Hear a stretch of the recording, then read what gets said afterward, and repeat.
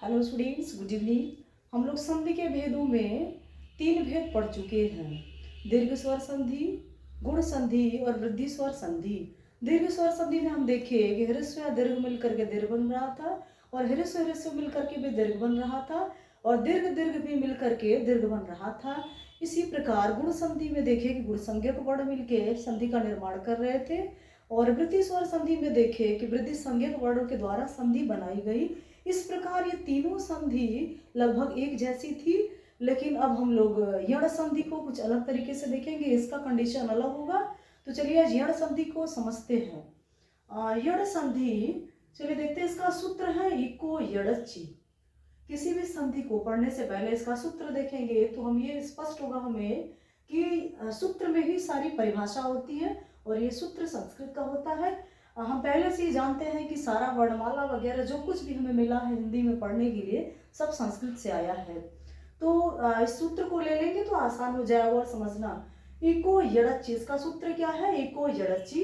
इसमें 3 शब्द हैं, इक है, यड़ है और अच। ये प्रत्याहार है। संस्कृत में 42 प्रत्याहार होते हैं और उन सब प्रत्याहार में 3 प्रत्याहार इसमें दिया गया। एक प्रत्याहार में चार वर्ण होते हैं, ई उ री री, और यड़ प्रत्याहार में भी 4 वर्ण होते हैं, य व र ल, और अच प्रत्याहार में पूरे स्वर आते हैं। तो परिभाषा इसकी ये होगी कि यानी कि एक प्रत्याहार यानी अ यू री री के साथ कोई भी असमान स्वर आए तो यण बन जाएगा, यानी य व र ल हो जाएगा। जैसे देखिए ई का य हो गया है, ऊ का व हुआ है, री का र हुआ है और री का ल हो गया है। अब इस प्रकार ये इसको समझ लिए तो परिभाषा को देखते हैं डिटेल में। इसकी परिभाषा है यदि ई उ री री के बाद कोई भी असमान स्वर, मतलब क्या इसके अलावा कोई दूसरा स्वर आए तो ई का य, उ का व, री का र तथा री का ल हो जाता है। उदाहरण देख लेते हैं। उदाहरण अभी अति धन अधिक, अति में से ई यहाँ लिए और तुरंत स्पष्ट हुआ कि ई का यहाँ ई का य बन जाएगा। यदि ई रहेगा तो य बन जाएगा, यदि दीर्घ ई रहेगी तो भी य बनेगा। ई का य बन गया। अब यहाँ क्या बच गया? अत बन गया। अत प्लस य, तो अत के तो इसमें क्या है? आधा त है और अधिक ले लिए और य भी आधा है क्योंकि इसमें से स्वर बाहर निकला है तो ये आधा ही है। तो बराबर क्या हो गया? आधा तो इसमें य में जोड़ गया और य में यदि अ मिल गया तो पूरा य बन गया, यानी अत्यधिक। अब अगला उदाहरण है प्रतिधन एक। प्रति है यहाँ पे तो ई निकालिए यहाँ से, तो ई का य बन गया। जैसे ही ई निकाले यहाँ और इसका य बना तो यहाँ क्या बच गया? प्रत। यहाँ क्या बचा? प्रत। और त क्या है इसमें से? यदि हम स्वर निकाल लिए तो ये आधा हो गया क्योंकि हमारा व्यंजन तभी पूरा होता है जब उसके साथ स्वर होता है। तो इसके बाद यहाँ प्रति से ई निकाल लिए तो क्या बन गया? प्रत बच गया। तो यहाँ से फिर क्या निकालिए? एक। तो प्रत धन य धन एक। यहाँ ये आधा है इसलिए क्या करेंगे? एक ही मात्रा इस पे लगा देंगे और त को आधा ही रहने देंगे तो प्रत्येक बन गया। ये उदाहरण क्या बना? प्रत्येक। अगला उदाहरण है देवी धन अर्पण। अब देवी वी से क्या कर लिए? ई बाहर निकाल लिए, ई का य बन गया। तो जब ई बाहर निकाले तो यहाँ क्या बचा? केवल देव बचा। और ई बाहर निकालिए तो वह क्या हो गया? यहाँ आधा वह हो गया, व्यंजन आधा हुआ। और अभी ये भी आधा है प्लस अर्पण। अब ये निकल के इसमें य में मिल जाएगा तो ये पूरा य बनेगा और ये आधा ही रहेगा क्योंकि यहाँ तो कोई स्वर है ही नहीं है। तो मिलाएंगे कैसे? इसलिए दिव्यर्पण हो जाएगा। इसका उदाहरण क्या होगा? दिव्यर्पण। फिर अगला उदाहरण है देवी धन आगमन। फिर से ये बड़ी ई है, इसका भी य बन गया। ये जैसे ही बड़ी ई निकाले यहाँ क्या बच गया?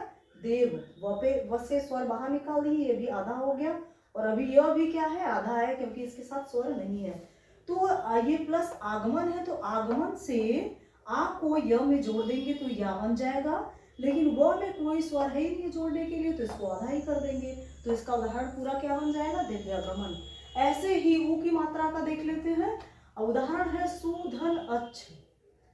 ऊ का वो बन गया तो यहाँ क्या बचा? स। वो भी क्या? आधा स, क्योंकि इसमें से स्वर निकल चुका है तो ये आधा स बन गया। और अच्छ, अब अच्छ से अ व में मिला लेंगे और स क्या हो जाएगा? आधा हो जाएगा क्योंकि इसके बाद कोई स्वर ही नहीं है। तो क्या बना? उदाहरण स्वच्छ। ऐसे ही सुधन अर्घ। फिर से वो बाहर निकाले, ऊ का व बन गया, क्या बचा, केवल स बना, स बचा। इसके बाद ये भी आधा सा और वह भी आधा है, और प्लस अर्ग, अर्ग से हम अ को व में मिला दिए, पूरा व बन गया।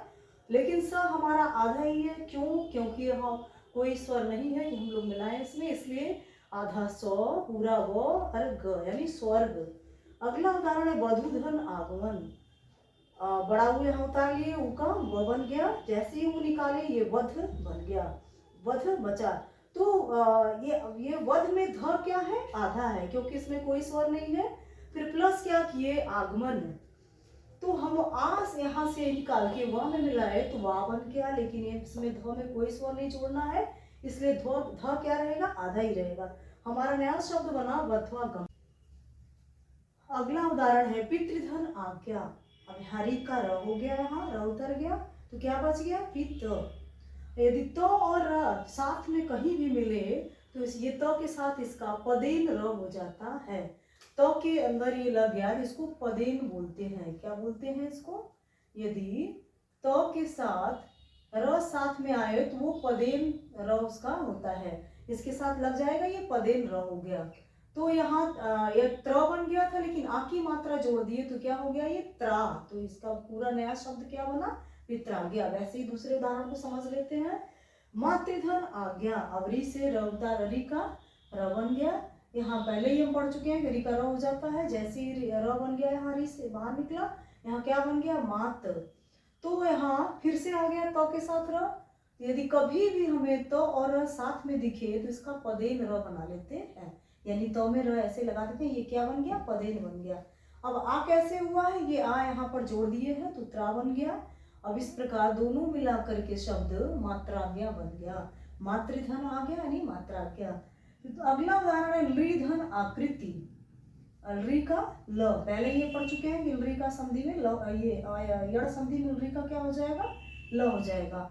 तो लृ का ल बन गया, और आकृति प्लस आकृति, ये अ आकर के ल में मिल गया तो क्या बन गया, लाकृति। इस तरीके का ये लृ से उदाहरण केवल एक ही होता है उदाहरण, इसके अलावा और कोई उदाहरण नहीं होता है ल से, लृ से। तो आज हम लोग का ये यड़ संधि समाप्त हुआ। इसके बाद हम लोग दूसरी वीडियो में अयादि संधि पढ़ेंगे। यदि वीडियो अच्छी लगे, समझ में आए आपको ये सब, तो लाइक और सब्सक्राइब जरूर करिए। बहुत बहुत धन्यवाद।